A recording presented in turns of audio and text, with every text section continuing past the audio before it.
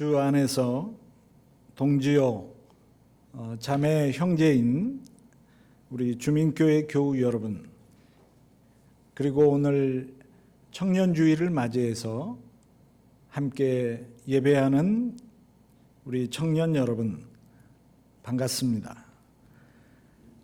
코로나19로 인해서 지구촌이 모두 아파하고 있는 이때 변함없는 주를 향한 열정과 믿음으로 오늘도 주일을 맞이해서 함께 모일 수는 없지만 이렇게 온라인을 통해서 예배할 수 있게 된 것, 또 우리에게 색다른 경험이고 이렇게라도 함께 만날 수 있음을 또한 감사드립니다. 우선 제 소개를 잠깐 하고 말씀에 들어갔으면 좋겠습니다. 저는 우리나라에서 약 3,700km 정도 떨어진 태국 방콕에서 살아가는 선교사 명승인 목사입니다. 작년 8월까지 2019년 8월까지 약 27년간의 교회 현장 목회를 하다가 외부에서 볼 때는 느닷없이, 그러나 개인적으로는 제2의 목회의 여정으로 제3세계 선교 사역을 꿈꾸면서 아직 선교사라는 호칭이 낯선 초보 선교사로 살아가고 있는 목사입니다. 현재 태국의 수도인 방콕에서 어학훈련에 매진하면서 열심히 태국어를 익히고 또 간혹 어학 캠프 같은 데 가서 이렇게 스텝으로 참여하면서 주변 동남아시아 국가들의 문화를 익히며 또 열심히 준비하고 있는 그런 가운데에 있습니다. 이렇게 짧게 제 소개를 마치고요. 오늘은 3월 둘째 주일이고 우리 교단이 제정해서 매년 지키는 67번째 맞이하는 청년주일입니다. 오늘도 예배 순서자들이 사회 기도, 성서 봉독 이렇게 청년들로 구성되어 우리 예배를 드리고 있는데요. 주일 오전 예배를 이렇게 청년들이 순서를 맡아서 주일을 지키는 교회가 그렇게 많지는 않습니다. 거의 없죠. 우리 교단에서도 그렇게 많지는 않은데 우리 주민교회인이 저는 가능한 일이라고 생각합니다. 아무튼 고무적이고 또 모범적인 우리 교회의 모습을 가지고 있는 우리 주민교회 또 감사드리고, 또 우리 여기에서 함께 공동체 이룬 우리 청년들 여러분들 참 여러분들에게는 아주 럭키하다고 저는 생각합니다. 여러분, 청년이 누굴까요? 어떤 사람을 청년이라고 할까요? 우선 팩트 체크를 좀 해보면 사전적인 의미로는 신체적이나 또 정신적으로 한참 성장하거나 무르익은 시기에 있는 사람, 그런 사람을 사전적인 의미로 청년이라고 하더라고요. 그러니까 대략 20대가 중심이 되는 남성이나 여성을 가리켜서 청춘 또는 청년 세대라고 합니다. 청년의 범위를 제가 이곳저곳에서 살펴보니까 청년의 범위가 그런데 동일하지는 않더라고요. 오늘 예배 드리기 전에 제가 우리 청년들, 이 주민교회 청년회에 속한 청년들이 연령대를 물어봤더니 20살부터 30살까지라고 이야기를 들었습니다. 우리나라 통계청에 보니까 청년의 범위를 근데 훨씬 더 넓어요. 만 14세부터 39세까지 남녀를 모두 통계청에서는 청년으로 보고 있습니다. 또 우리 대한민국 청소년법에는 18세부터 24세까지 남녀 모두를 청소년법에 또 청년으로 규정하고 있고요. 정치하는 대한민국의 정당에서는 19세부터 45세의 당원을 청년 당원이라고 규정하고 있습니다. 2013년에 출범한 우리나라의 청년위원회라고 있죠. 청년위원회는 20세부터 39세까지의 남녀 모두를 이 청년위원회의 정책 대상으로 정하고 있습니다. 그러니까 조금씩 청년에 대한 연령의 기준이 다른 것이죠. 제가 한 가지 예를 들어서 좀 설명을 하기 위해서 온라인 청년센터 제가 인터넷으로 들어가 봤습니다. 청년들에게 여러 가지 도움이 되고 있는 이 온라인 웹사이트인데요. 여러분 한 번쯤 들어가 보셨을 것 같아요. 이 온라인 청년센터를 보면 여러 가지 각 지역의 청년들을 어떻게 나라에서 서포트할까 아주 잘 나와 있습니다. 제가 참고로 경기도청이나 정부를 대표해서 이렇게 말씀드리는 것은 아니고요. 다음 공지를 보면 세 번째 공지 들어가셔서 군데군데 살펴보시면 청년 구직 활동 지원금을 주는 제도가 있죠. 여러분 한 번쯤 들어보셨을 겁니다. 이게 뭐냐면 자기 주도적으로 취업을 준비하고 있는 청년들 만 18세부터 34살까지의 청년들에게 월 50만 원씩 최대 6개월간 취업 준비 비용을 지원하는 제도입니다. 물론 여기에 대한 여러 가지 말도 많지만 그 이야기를 하고 싶은 것은 아니고요. 이 지원금을 받을 수 있는 청년의 연령은 만 18세부터 34살까지 이렇게 규정이 되어 있습니다.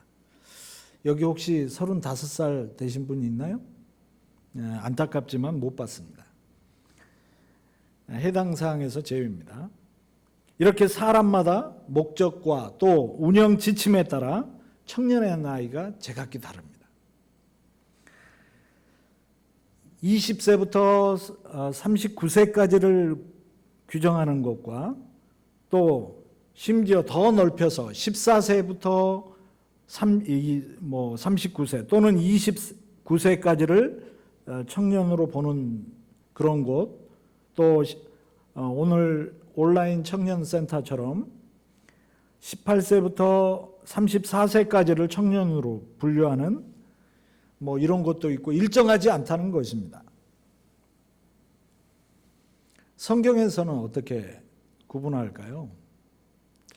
제가 성경을 쭉 살펴봤더니 이 청년이라는 단어가 구약의 72회, 신약의 15회, 총 87회가 등장했더라고요. 그런데 나이는 나오지 않았습니다. 성경에서 청년이라는 단어는 특정 나이를 말하는 것 같지는 않았습니다. 오늘 읽은 본문에도 나온 청년, 이 청년은 아직 미성숙한 어린이와 또 기력이 쇠한 노인과 아주 대별되는 대상을 말하고 있는 경우들이 대부분입니다. 그런 의미에서 보면 오늘 순서를 맡아 주관하는 청년들 20대 우리 회장님 나이를 제가 무례하지만 물어봤더니 25세 정도 됐다고 하더라고요. 이런 20대 또는 30대만 청년들이 아니고 예수를 그리스도라 부르고 하늘의 뜻을 따라 정의와 믿음과 사랑과 평화를 구하며 살아가는 모든 사람들, 그 사람들은 이 시대의 청년인 줄로 믿습니다. 여러분 동의하시나요? 네. 이렇듯 청년이라는 말은 정체되고 변화없이 시들어져가는 시대에 아주 역동적인 에너지, 그 에너지를 불러일으키는 아주 대안적 의미로 사용되고 있다는 것이죠. 우리나라도 100여 년 전 아무랬던 일제강점기에 있었을 때 독립과 해방의 불쏘시개가 되었던 그 대상이 있었는데 바로 청년이었습니다. 이 청년을 시작으로 우리 근대 우리 한국사를 보면 각종 위기와 아픔의 역사의 현장마다 우리 청년들이 이 사회와 또 민족의 희망과 대안이 분명되어 왔습니다. 그런데 요즘 시대의 청년들을 보면 또 요즘의 청년들을 규정짓는 말들을 보면 조금 다른 것 같아요. 아주 무겁고 어둡고 눅눅한 슬픔의 냄새들이 납니다. 88세대, 이거 좀 지난 유행했던 이야기지만 88만 원 세대를 88세대라고 했죠. 또 3포 세대, 뭘 포기하고 결혼 포기하고 포기하고 모르겠습니다. 3포 세대, 또 학교만 졸업하면 그때부터 빚쟁이로 살아가야 할, 그래서 청년 부채라는 말들이 이렇게 새롭게 등장했고요. 왜 이렇게 푸른 세대인 청년들에게 이런 어둡고 눅눅한 그런 수식어들이 자꾸 붙게 되는 것일까요?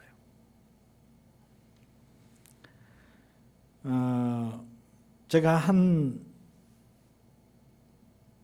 이야기를 좀 해드리려고 합니다. 미국의 마이크로소프트하고 또 인텔, 마즈, 또 삽, 또 미 의회 등의 여러 가지 강의도 많이 하고요. 또 각종 정부 기관이나 기업가들의 워크숍에 교육과정을 개설하면서 잘 나가고 있는 강사가 한 사람이 있어요. 리더십 전문가인데 사이먼 사이넥이라는 사람이 있습니다. 이분이 여러 강의들을 통해서 특히 나는 왜 이 일을 하는가, 우리 나라에도 책 이렇게 나오죠. 소개되어 있는데 거기에 이런 이야기들을 하고 있습니다. 밀레니얼 세대의 청년들은, 여기 밀레니얼 세대라는 말은 1980년대 초반부터 2000년대 초반에 출생한 세대를 밀레니얼 세대라고 부르고 있더라고요. 이 청년들은 그들의 잘못이 아닌 현 시대의 잘못된 환경에 의해 고통을 받고 있다, 이렇게 정의를 하고 있습니다. 그 고통 4가지를 짤막하게 좀 소개하고 말씀으로 넘어가고자 합니다. 첫째는 잘못된 가정교육이에요. 현 세대의 청년들은 실패한 가정교육을 받고 자랐다는 것입니다. 즉 부모의 지위나 영향력이나 배경에 의해 교육을 받다가 이제 세상에 또 사회에 딱 나오는 그 순간 자신이 얼마나 보잘것없고 또 무엇인가 할 수 없는 그런 존재인지 비로소 느낀다는 것입니다.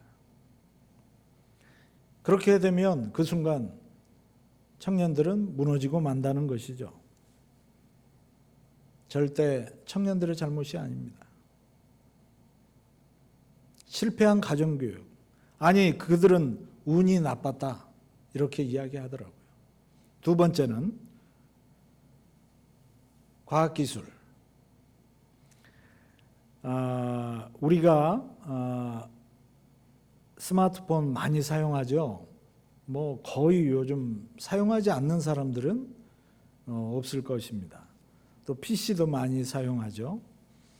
그것을 통해서 주로 무엇을 하냐면 요즘 우리 현대인들, 뭐 청년들뿐만 아니라 SNS를 많이 하죠. 이 SNS를 하게 되면 우리 사람에게 도파민이라는 신경화합물이 배출된다고 해요. 이 도파민이 뭐냐면 한마디로 말하면 사람을 쾌락으로 이끄는 그런 쾌락의 기분을 느끼게 해주는 신경 전달 물질이죠. 도파민. 그래서 SNS에 댓글이 달리거나 좋아요가 늘어날 때마다 또 깨똑깨똑 소리가 자꾸 들릴 때마다 기분이 좋아지는 거예요. 반대로 그렇지 않은 경우에 기분이 안 좋아요.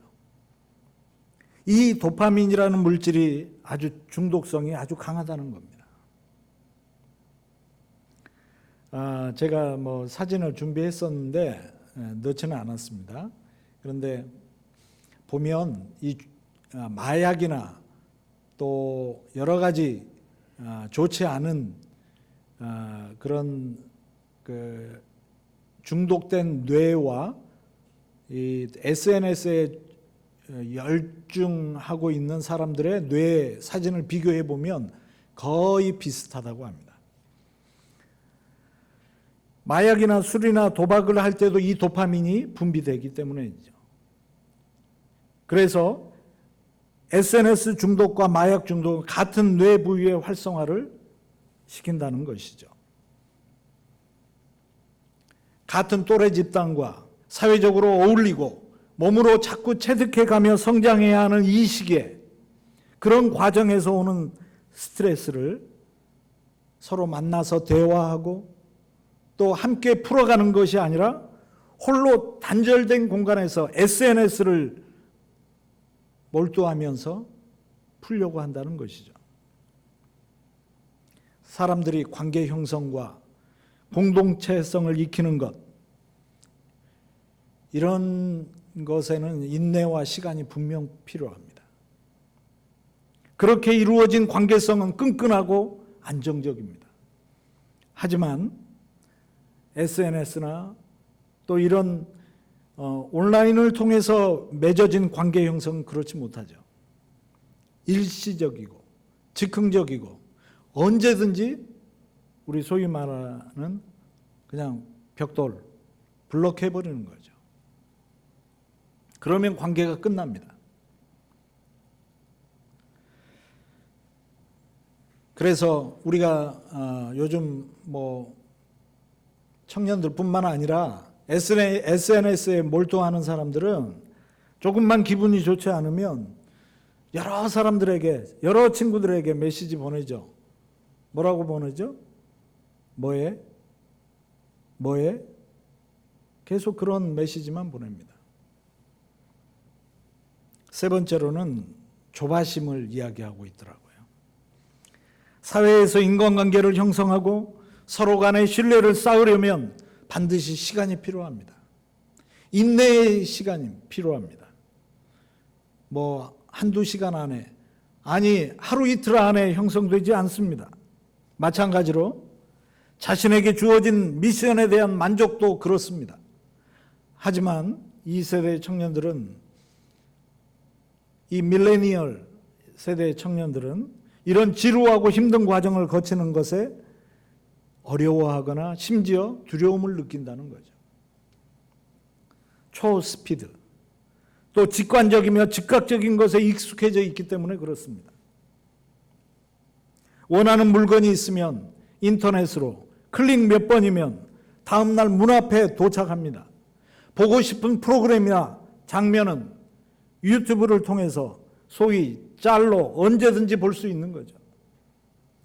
그러나 사회에서 인간관계를 쉽게 늘리거나 자기에게 맡겨진 일에 대한 만족감을 그렇게 초스피드로 얻을 수는 없습니다.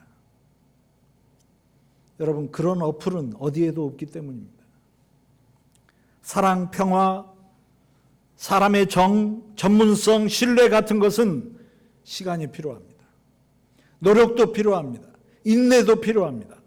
이른바 대박, 찬스, 이것만을 찾아다니는 세대는 결국 쉽게 무너지고 추락하는 경험만 할 뿐입니다.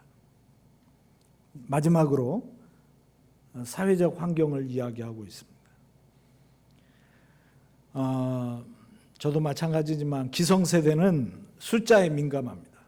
그래서 청년들에게 더 많이, 더 크게 이런 것들을 요구하면서 그런 환경으로 자꾸 몰아넣고 있죠. 장기적인 삶보다는 단기적인 수익에 올인하는 그런 사회적 환경들이 그렇습니다. 이런 것은 모두 우리 기성세대의 책임입니다. 그렇게 만들었기 때문입니다. 숫자보다는 자신감과 긍정의 마인드를, 즉흥적 초스피드 그런 것보다 열정과 이상을 꿈꾸며 공동체가 얼마나 소중한지, 그 공동체성의 중요함을 기를 수 있는 그런 사회적 환경이 요구되어지는 거죠.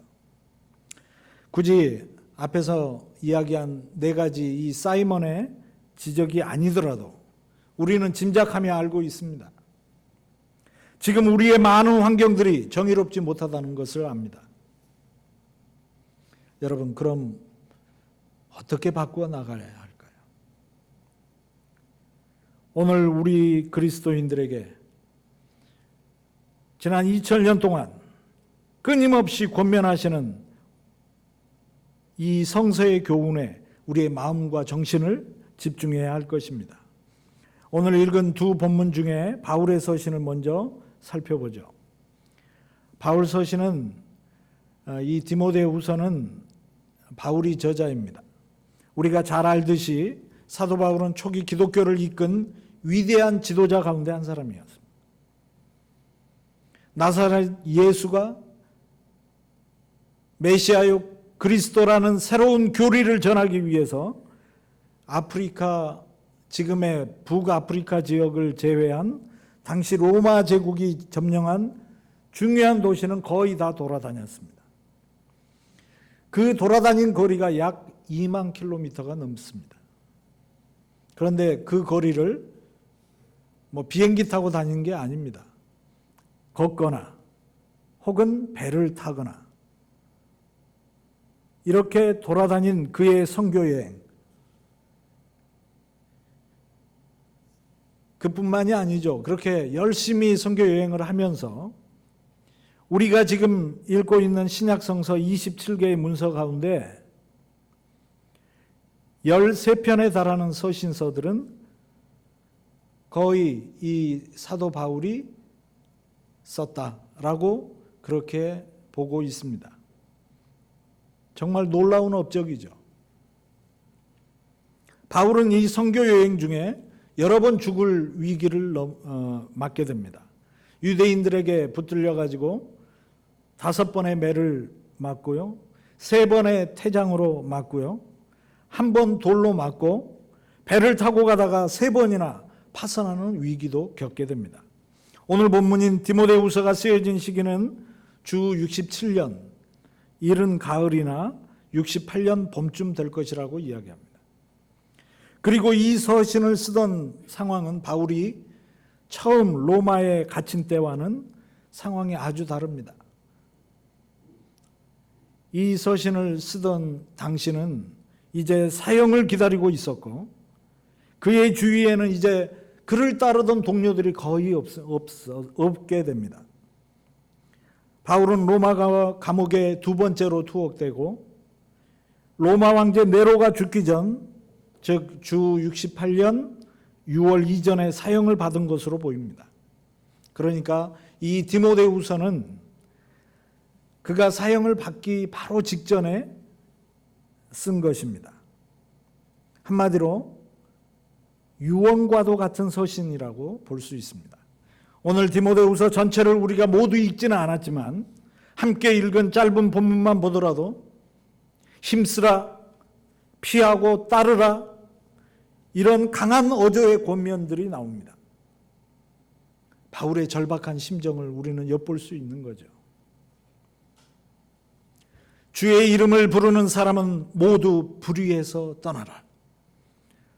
오늘 디모데 후서의 본문은, 또 이 본문의 핵심은 불의에서 떠나라. 이 말씀이 오늘 우리에게 주는 도전입니다. 이 말씀은 시대와 장소를 초월해서 암울하고 비상식적인 상황들을 바꿀 수 있는 말씀이기도 합니다. 불의에서 떠난다는 것은 이어지는 말씀에 아주 쉬운 비유로 우리에게 설명되어지고 있습니다. 한마디로 주인이 쓰기에 알맞은 그릇들이 되어야 된다는 것입니다. 그래야 불의에서 떠날 수 있다는 겁니다. 성별된 귀한 그릇이죠. 그런데 간혹 이 20절 말씀만 딱 떼어서요, 그래, 우리는 금그릇이나 은그릇처럼 귀한 그릇 돼야 돼, 이렇게 설교하고 가르치는 분들이 간혹 있습니다. 결국 귀한 그릇, 금그릇, 은그릇에 온갖 초점을 다 맞추는 거죠. 사람이 보기 좋은 그런 사람들의 가치 기준에 맞는 그런 그릇을 이야기하는 것입니다. 제가 목회하던 군산, 전라북도 군산에는 가끔 동네 곳곳에 현수막들이 걸립니다. 근데 그 현수막에는 뭐가 쓰여 있냐면, 누구누구 씨의 몇째가 무슨 고시에 합격 해가지고 뭐 현수막이 곳곳에 붙습니다. 뭐 축하할 만하죠. 그런데 가끔 그런 현수막이 교회 건물에도 붙게 됩니다. 뭐 그 친구가 그 교회 출신인가 보죠. 사시나 고시 합격, 대단하죠. 정말 힘든 시험입니다. 그래서 정말 축하할 일입니다. 그런데 그런 걸린 현수막을 보고 난 뒤에 그 뒷맛이 그렇게 좋지는 않습니다. 무슨 이유에서일까요? 어쩌면 그 교회에서는 고시에 합격한 청년을 상대적으로 귀한 그릇 대접을 한 것이죠. 귀한 그릇으로 그렇게 여길 것입니다. 그러나 다른 청년들은 어떤 느낌을 갖게 될까 생각해 봤습니다. 물론 보통은 야, 대단하다, 나도 저 사람처럼 열심히 해서 귀한 그릇 돼야지, 함께 기뻐할 수도 있겠죠. 그러나 결코 그렇지는 않습니다. 지금 우리 사회는 학력이나 경제력 차이에서 생기는 상대적인 박탈감에서 오는 분노와 좌절과 우울과 자살, 이런 것들이 사회적인 문제로 곳곳에서 확대되고 있습니다. 귀한 그릇, 금그릇, 은그릇 신드롬이 사회적 기준이 교회 공동체까지 들어오는 순간입니다. 사랑하는 성도 여러분, 교우 여러분, 교회는, 주님의 공동체는 믿음의 생활은 조금 달라야 되지 않겠습니까? 오늘 우리에게 주시는 성서의 교훈은 그러한 의미로 잘못 해석해서는 안 됩니다. 즉, 너희들도 열심히 공부해서 열심히 일해서 부와 명예를 쌓고 또 쌓아서 큰 그릇, 귀한 그릇이 되라는 말씀이 결코 아니라는 것입니다. 물론 우리 각자에게 맡겨진 학업이나 일을 열심히 해야 하는 것은 당연합니다. 그러나 오늘 말씀의 핵심은 다른 곳에 있습니다. 그릇의 비유는 이렇습니다. 귀한 그릇이란 주인이 쓰기에 알맞아야 한다는 것입니다. 사람 보기에 금그릇이나 은그릇처럼 번쩍번쩍 보기에만 좋아서는 안 되고, 그런 모습 상관없고 은이든 금이든 나무든 흙이든 중요한 것은 주인의 쓰임새에 알맞아야 그것이 귀한 그릇이다, 성별된 그릇이다 라는 말씀입니다. 다시 핵심으로 돌아갑니다. 주의 이름을 부르는 사람은 불의에서 떠나라. 불의에서 떠난다는 것은 또 무슨 의미입니까?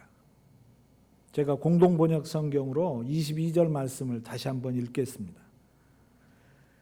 그대는 청춘의 욕정을 피하고 깨끗한 마음으로 주님을 찾는 사람들과 함께 정의와 믿음과 사랑과 평화를 힘써 구하시오. 아멘. 주님께서 산 위에서 제자들에게 말씀하신 주옥 같은 교훈들이 기록된 것을 산상수훈이라고 하죠. 마태복음 5, 6, 7장입니다. 그 중에서 우리가 잘 아는 팔복 교훈이 나오는 부분이 있는데요. 5장 6절 말씀에 이런 부분이 있습니다. 복이 있도다. 의에 줄이고 목마른 자들이여 저희가 배부를 것이다. 이 말씀은 이미 의로운 사람이 복이 있다라는 표현이 아니라 의로워지려고 의를 위해서 목말라 하는 사람에게 복이 있다는 그런 말씀입니다. 즉 배고픈 사람이 먹을 것을 찾듯이 목마른 사람이 한 모금의 물을 찾듯이 그런 절실한 마음으로 의로워지려고 마음을 품고만 있어도 그 사람은 복이 있다. 이런 거죠. 그렇습니다. 이 말씀은 정말 저와 여러분에게 우리 모두에게 희망의 말씀이 됩니다. 왜냐하면 우리가 솔직히 현재 우리 상태를 보면 나를 보면 그렇게 별로 의롭지 못하죠. 그렇게 의롭지 못한 나를 향한 말씀이기 때문입니다. 사랑하는 청년 여러분, 그리고 오늘 함께 예배하는 주민교회 교우 여러분, 여러분은 얼마나 의로운 자입니까? 지금은 별로 의롭지 않지만 마음 깊은 곳에서부터 내가 의로워지려고 마음을 품고 있는 사람들이기 때문에 우리는 복 있는 사람들의 자리에 있는 줄로 믿습니다. 헬라어 성경의 원어를 보면 의롭다 이 말이 디카이오시네라는 헬라어 단어인데요. 영어로 justice인데 이게 우리의 생각하는 의로움과 조금 다릅니다.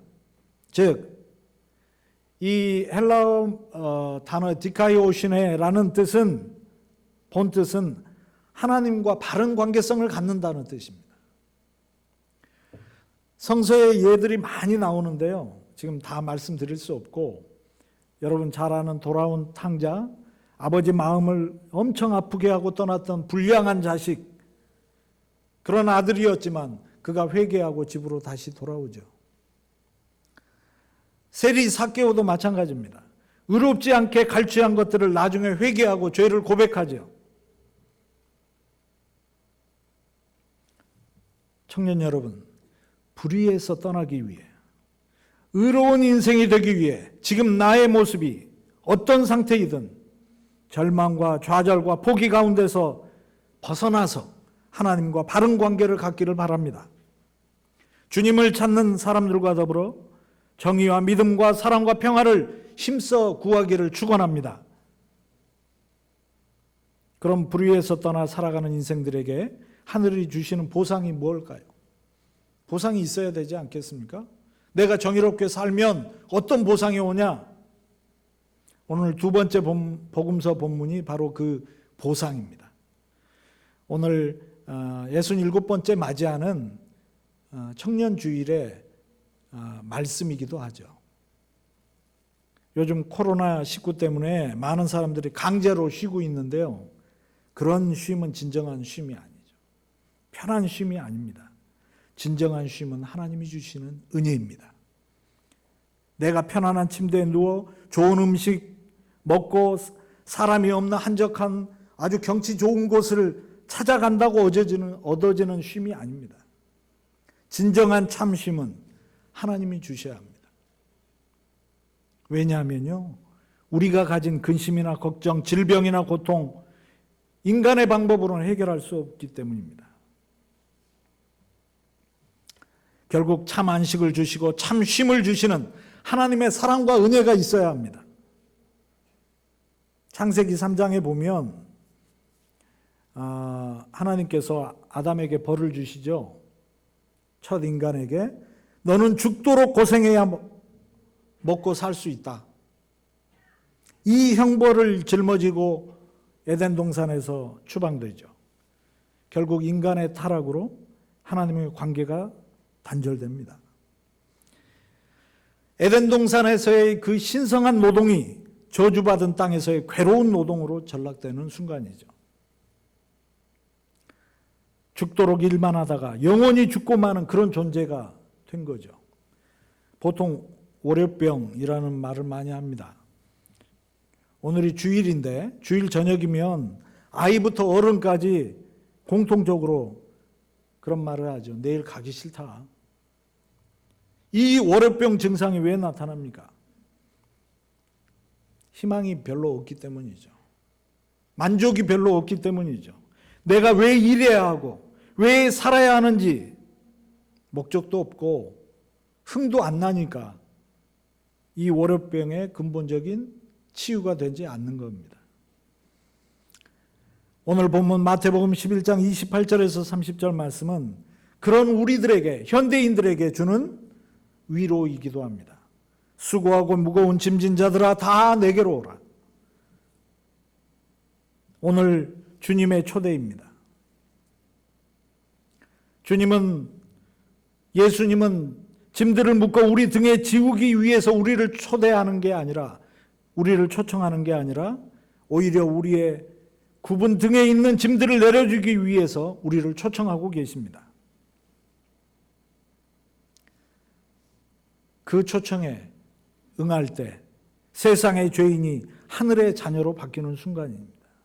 오늘 내게로 오라는 초청, 나의 멍에를 메라는 명령, 여러분 응답하시기 바랍니다. 멍에는 한 쌍인 소의 어깨를 가로지르게 놓여서 그들이 엄청나게 무거운 짐을 함께 끌 수 있도록 나무로 만든 그런 도구죠. 예수님의 초청은 종교적인 습관이나 율법과 인간사회의 불의, 억압에서의 쉼을 약속하고 계십니다.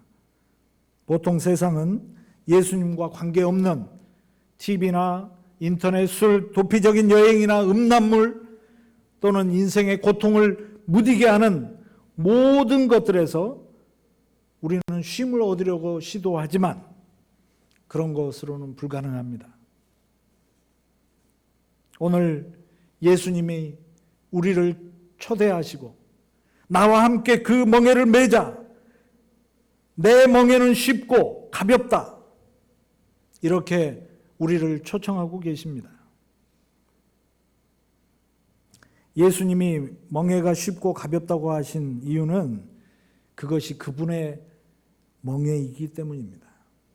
예수님은 우리와 함께 멍에를 메십니다. 우리만 내버려 두지 않습니다. 혼자 메지 않습니다.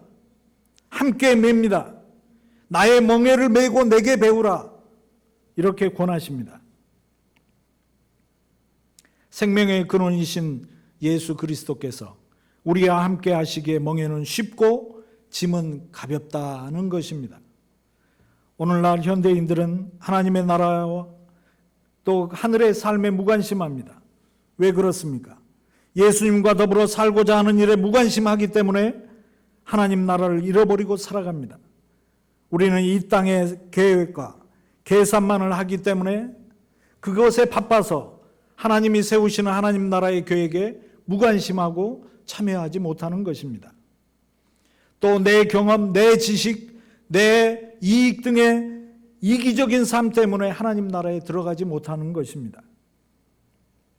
그리고 결국 돌이킬 수 없는 길로 이탈하고 마는 것입니다. 예수님은 이러한 삶을 살아가는 예루살렘을 바라보며 안타까워하시며 우셨습니다. 참 안식으로 우리를 부르고 계시는 주님의 음성에 여러분 응답하셨으면 좋겠습니다. 그리고 예수님은 아주 중요한 한 가지를 알려주시고 있습니다. 우리에게 짐을 내려놓고 지지 말라고 하지 않으셨습니다. 온유하고 겸손하신 주님이 살아가신 방법을 배우는 제자가 되라고 명령하십니다. 말씀을 마치겠습니다. 지금 우리는 교회력으로 사순절 기간에 있습니다. 예수님은 고난을 받으시고 수치를 당하시고 결국 죽음의 십자가를 지셨습니다. 이것이 예수님이 지고 가신 멍에였습니다. 주님은 오늘 우리에게 주어지는 짐을 버리고 살지 말고 그 짐을 잘 지는 방법을 배우라고 하십니다. 스스로의 힘과 지혜로 자신의 삶과 이 세상의 문제를 모두 해결할 수 있으리라는 교만과 착각에서 벗어나 순전한 심정으로 하나님을 의지하고 신뢰하고 세상의 구원자이신 예수 그리스도와 함께 멍에를 메십시오. 주님의 말씀에 순종하는 겸손한 사람만이 진정 삶의 기쁨과 마음의 진정한 평화와 참 쉼을 얻을 수 있습니다. 이 한 주간도 영원한 청년 예수를 만나고 따르며 참 쉼을 얻게 되시기를 주의 이름으로 축원합니다. 기도하겠습니다. 참 좋으신 하나님 감사합니다. 오늘도 우리의 위로와 또 쉼터가 되시는 주님을 말씀으로 만나게 하심을 감사합니다. 우리에게 닥친 여러 가지 어려운 환경들 속에서 주님 때문에 안식을 취하고 참 쉼을 얻게 되는 우리의 삶이 되게 하여 주시옵소서. 예수님 이름으로 기도하옵나이다. 아멘.